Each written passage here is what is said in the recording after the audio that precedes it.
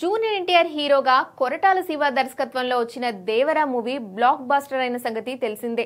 గతేడాది రిలీజ్ అయిన ఈ సినిమా ఏకంగా 500 కోట్లు రాబట్టి సెన్సేషన్ క్రియేట్ చేసింది. ఎన్టీఆర్ ఆర్ట్స్, యువసుధ ఆర్ట్స్ అత్యంత భారీ బడ్జెట్ తో నిర్మించిన ఈ సినిమాలో జాన్వీ కపూర్, సైఫ్ అలీ ఖాన్, మలయాళ నటుడు టామ్ చాకో కీలక పాత్రలో నటించారు. ఇక ఈ సినిమాకు సీక్వెల్ ను ప్రకటించిన సంగతి తెలిసిందే. ప్రస్తుతం దేవరా 2 స్క్రిప్ట్ పనుల్లో బిజీగా ఉన్నాడు దర్శకుడు కొరటాల శివ. లేటెస్ట్ గా కొరటాల స్క్రిప్ట్ లాక్ చేసినట్టుగా తెలుస్తోంది. వచ్చే వారంలోనే ఎన్టీఆర్ కు దేవరా 2 స్టోరీ ఫుల్ నేరేషన్ ఇవ్వబోతున్నట్లు సమాచారం. టైగర్ గ్రీన్ సిగ్నల్ ఇచ్చేస్తే నెక్స్ట్ ఇయర్ సమ్మర్ వరకు దేవరా 2 సెట్స్ పైకి వెళ్లనుంది. కొరటాల ఈసారి పవర్ఫుల్ కథ రాసుకున్నట్టుగా తెలుస్తోంది. పాన్ ఇండియా లెవెల్లో కొన్ని కొత్త ఎలిమెంట్స్ ను యాడ్ చేశాడట.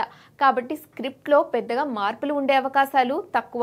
ఇదిలా ఉంటే మరోసారి సోషల్ మీడియాలో ట్రెండింగ్ లోకి వచ్చేసింది దేవరా.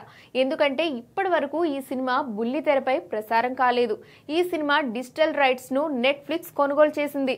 అయితే నెట్ఫ్లిక్స్ ఒక సంవత్సరం పాటు దేవరను ప్రీమియం ఎక్స్క్లూజివ్ స్ట్రీమింగ్ డీల్తో కొనుగోలు చేసింది. ఇటీవల ఈ ఒప్పందం ముగిసింది.